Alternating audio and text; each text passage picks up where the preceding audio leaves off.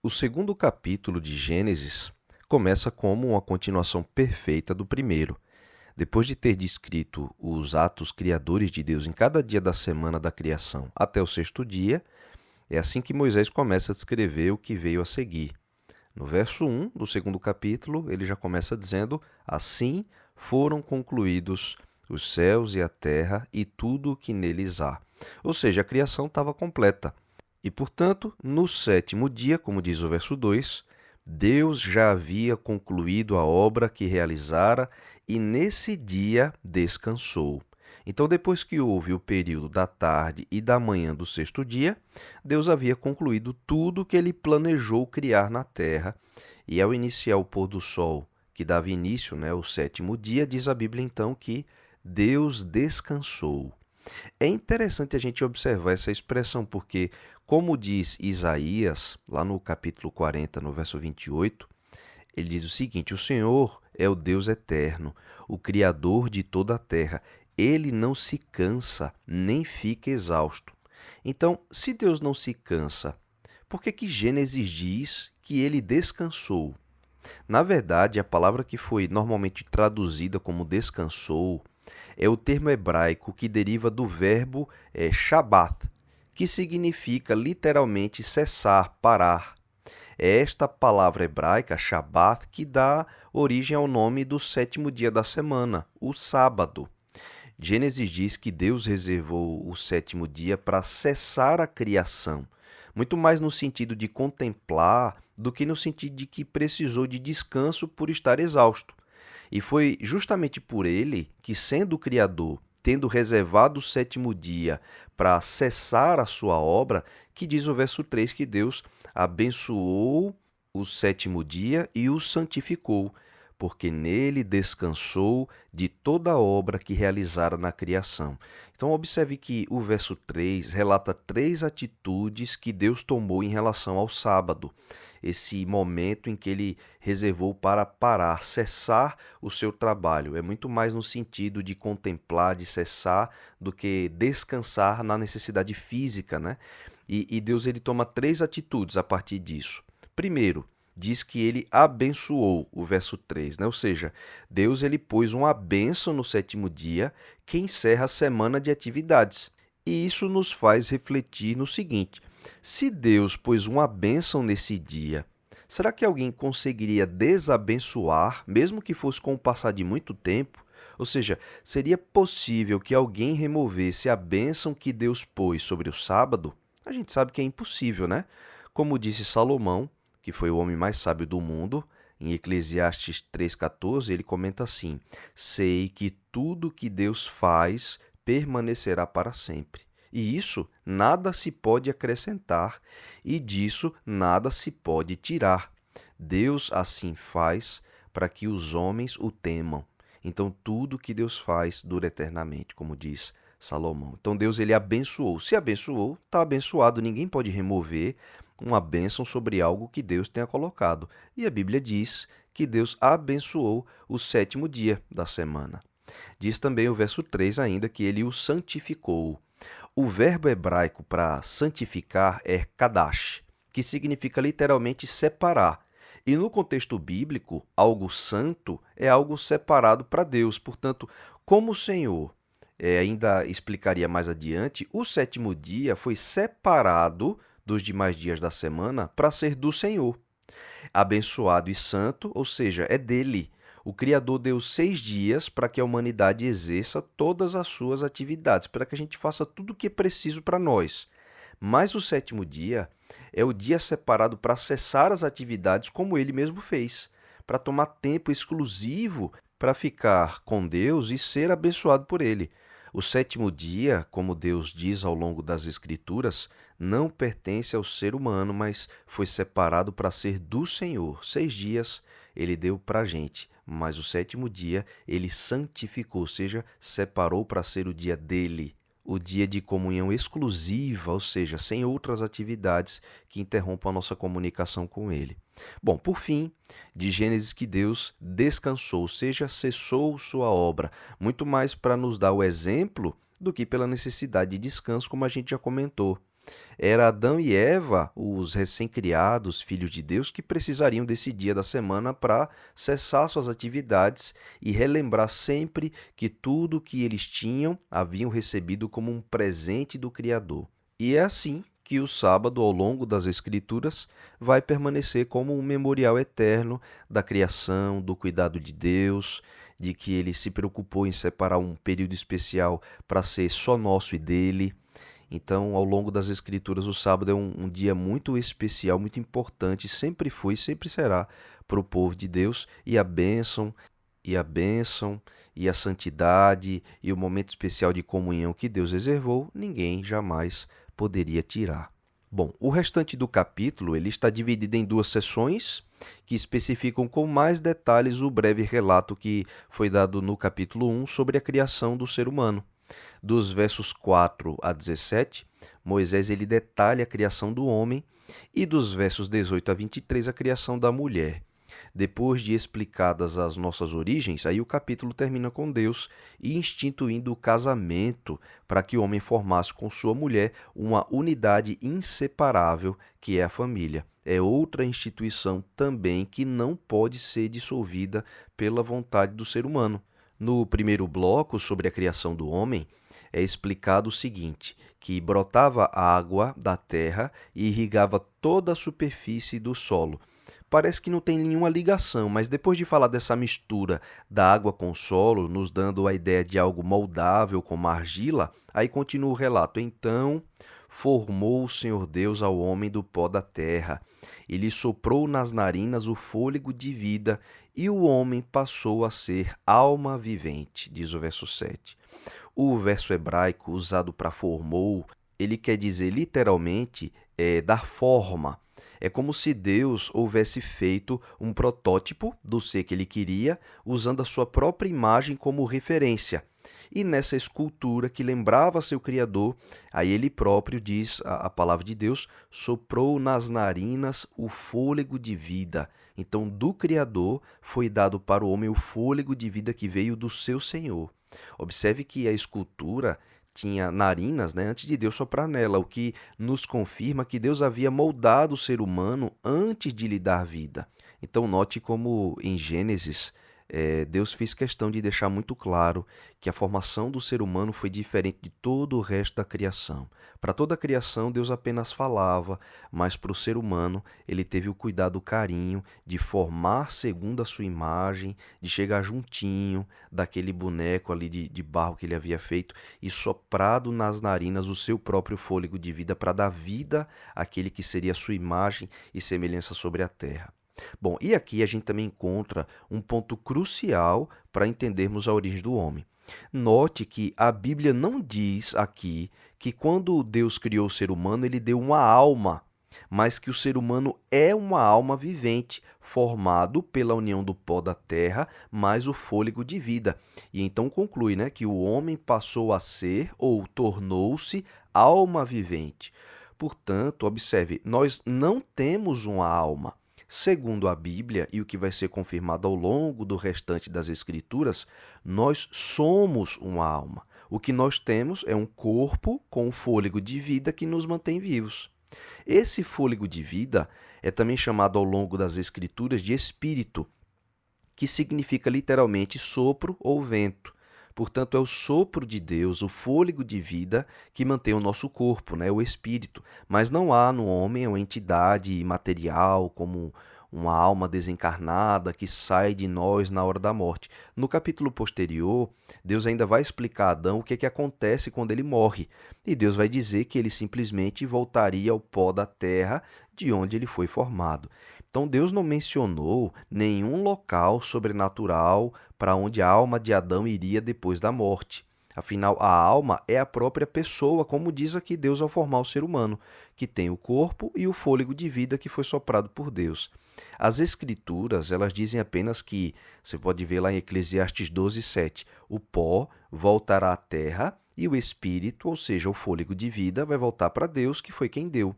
como diz aqui Gênesis também. Então é simples assim. E isso é reforçado diversas vezes ao longo das Escrituras. Infelizmente, foi a absorção da cultura grega que trouxe para o cristianismo, ainda lá nos primeiros séculos, a ideia de uma alma imortal que sai do corpo. Mas, biblicamente, o ser humano deixa de existir na hora da morte. O corpo volta para o pó e aí o fôlego de vida volta para Deus. Bom, Gênesis 2 ainda detalha que o Senhor havia criado o ser humano para habitar em um jardim que o próprio Deus havia plantado numa região chamada Éden. E foi lá, num jardim que ficava na região do Éden, que Deus pôs o ser humano. Para sua felicidade, diz o verso 9, que o Senhor Deus fez nascer então do solo todo tipo de árvores agradáveis aos olhos e boas para alimento. Mas então nos é dado um detalhe curioso. Ainda no verso 9 diz que no meio do jardim estava a árvore da vida e a árvore do conhecimento do bem e do mal. Exatamente no meio havia duas árvores especiais, a da vida e a do conhecimento do bem e do mal. No verso 15, a gente lê o seguinte: Tomou, pois, o Senhor Deus ao homem e o colocou no jardim do Éden para o cultivar e o guardar. E o Senhor Deus lhe deu esta ordem: De toda árvore do jardim comerás livremente, mas da árvore do conhecimento do bem e do mal não comerás, porque no dia em que dela comeres, certamente morrerás. Então o homem foi posto no jardim com duas missões: cultivar o jardim e guardá-lo. A ideia de cultivar um jardim faz todo sentido, mas guardá-lo do quê? O verbo hebraico usado aqui para guardar significa literalmente proteger, vigiar. Mas olha, proteger o jardim do quê? Ou melhor, de quem? Só estava Adão e Eva e a santidade, a beleza da criação. É que depois de nos dar essa noção da necessidade de que o jardim fosse vigiado e protegido pelo homem, o relato de Gênesis acrescenta a ordem que Deus lhe deu: Coma livremente de qualquer árvore do jardim, mas não coma da árvore do conhecimento do bem e do mal, porque no dia em que dela comer, certamente você morrerá. Observe que a ordem expressa de Deus dada ao homem é descrita logo após no ser dito que ele tinha o dever de cultivar e de proteger o jardim. Então Adão e Eva não foram colocados lá sem noção dos seus deveres. E Deus foi muito claro, haveria algum perigo, por isso eles deveriam proteger. É como se Deus quisesse nos mostrar que o dever de proteger estava relacionado a essa árvore que o homem não deveria comer. E foi exatamente ali que o ser humano foi tentado.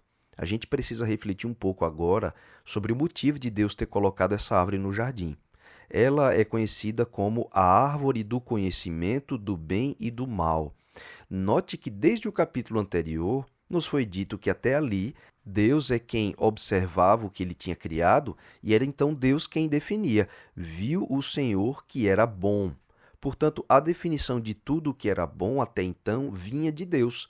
E o homem, ele viveria eternamente, se ele quisesse, confiando em que Deus havia feito tudo o que era bom para ele.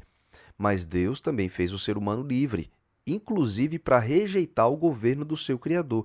E era isso o que a árvore do conhecimento do bem e do mal representava, o poder de escolher, ou seja, o livre-arbítrio. Se quisesse, o homem poderia rejeitar as definições de Deus sobre o bem e o mal, o certo e errado, e passar ele próprio a definir o que era certo e errado para si mesmo, sem confiar mais no seu Criador. Ao invés de ser governado por Deus, se o homem escolhesse comer dessa árvore, do bem e do mal, ele é quem passaria a definir para si próprio o que era certo e errado, sem confiar mais no Criador. Então, ao invés de ele ser governado por Deus, o homem passaria a se governar sozinho. Muitas pessoas perguntam: se Deus sabia que o homem pecaria, por que ele colocou essa árvore no jardim? Note que Deus não pôs a árvore do conhecimento do bem e do mal para que o homem pecasse, mas, na verdade, sem a possibilidade de rejeitar a Deus, o homem não seria livre. Ou seja, Deus não queria criar um filho que ficasse com ele por obrigação, sem escolhas. Mas Deus queria que o homem ficasse com seu Criador por amor, por sua própria vontade, por reconhecer tudo que Deus havia feito e por confiar que Deus havia escolhido tudo que era bom para a sua própria felicidade. Portanto, a árvore do conhecimento do bem e do mal, ela era necessária para dar ao homem a liberdade de escolher se permaneceria com Deus, mesmo sendo sempre livre para rejeitá-lo. O amor verdadeiro, ele nunca obriga, ele não força, mas ele deixa o outro ser livre para escolher até a rejeição. O amor não nasce sem a liberdade de escolha de estar com o outro por própria vontade. Então, a árvore do conhecimento do bem e do mal, ela representava tanto o livre-arbítrio, como demonstrava o amor de um Deus que concede liberdade até para ser rejeitado. Mas a esse ponto o Criador faz uma ressalva importante. Não coma do fruto da árvore do conhecimento do bem e do mal, porque no dia em que você comer dela, certamente você morrerá. Então, note que isso não era uma ameaça de morte, mas a explicação de uma consequência natural. Se Deus era a fonte de vida do homem, afinal era o seu fôlego que o mantinha vivo, afastar-se do Criador seria rejeitar a própria fonte que lhe dava a vida. A ligação com Deus era o combustível, a energia da vida do ser humano. É como se um ventilador ele pudesse ter a opção de retirar o seu plugue da tomada.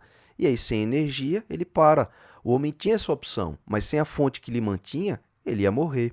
E para ajudar o homem nessa missão de proteger o jardim e cultivá-lo, Deus disse que criaria um outro ser como ele, que lhe fosse correspondente, como diz o verso 18.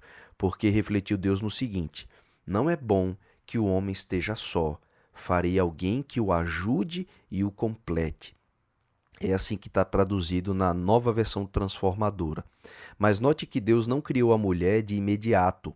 Primeiro, o relato da criação da mulher parece ter sido interrompido, mas na verdade faz parte da mesma descrição. Deus fala isso, mas aí o Senhor de repente traz todos os animais ao homem para que ele desse nomes para esses animais. Só que o propósito de Deus era que o próprio homem chegasse à mesma conclusão que Deus havia chegado, ou seja, faltava alguém que lhe correspondesse, assim como todos os animais já tinham seu par. E aí, ao nomear os animais, o homem percebeu que todos estavam acompanhados, menos ele. Olha como diz o verso 20. O homem, porém, continuava sem alguém que o ajudasse e o completasse. Então, agora que o próprio homem sentiu a necessidade de companhia para preencher o espaço no seu coração que o próprio Deus destinou para ser preenchido por sua companheira, finalmente Deus cria a mulher. Olha que bonito, né? Deus faz Adão valorizar o presente que ele iria receber. Então, note que a criação da mulher não foi um acaso ou apenas um plano acessório. Pelo contrário, Deus queria que o homem valorizasse a criação da sua parceira como sendo algo que ele necessitava, um espaço ali da sua existência que nem o Criador quis preencher, mas destinou para ser da sua mulher. É assim que, diferente do homem, que foi moldado do pó da terra, a mulher foi tirada do homem, como se Deus fizesse nascer a partir da mesma matéria aquilo que faltava para lhe completar. A intimidade deveria ser a mais profunda possível e foi isso mesmo que Adão reconheceu. Quando ele contemplou a maravilha da sua companheira, veio ali das mãos de Deus emocionado, Adão compôs um poema, é o primeiro poema da história humana. No verso 23, na NVT, diz assim: esta é osso dos meus ossos e carne da minha carne, será chamada mulher, porque foi tirada do homem. No original hebraico, a gente encontra um jogo de palavras, porque homem é o termo ish em hebraico, enquanto mulher é ishá. Essa noção de intimidade e completude ela foi trazida novamente por Jesus como sendo o plano original de Deus, quando ele cita o verso 24 de Gênesis 2. Jesus ele cita esse verso dizendo: por isso, deixará o homem a seu pai e sua mãe, e se unirá à sua mulher, e serão os dois uma só carne. Como um foi criado do outro, eles deveriam novamente se unir para serem completos entre si. É muito bonita a noção criada por Deus da instituição do casamento. O casamento é a segunda instituição feita por Deus na criação do mundo depois do sábado. É uma instituição tão eterna e sagrada quanto as demais criações de Deus. E para preservá-lo, também foi registrada na lei ao dizer não adulterarás, ou seja, você não pode romper a união eterna do casamento. Ou seja, preserve a unidade que Deus pôs nessa outra instituição eterna. Ou como disse Jesus, o que Deus uniu, não o separe o homem. Bom, o capítulo termina com a citação curta que vai dar abertura para o capítulo seguinte. Pois até ali, homem e mulher viviam na plenitude da santidade e totalmente envoltos pela presença de Deus, alheio ao conhecimento de qualquer mal, apenas confiando que tudo que Deus havia criado era bom e não tinha motivos para duvidar ou para reformular as decisões do Criador.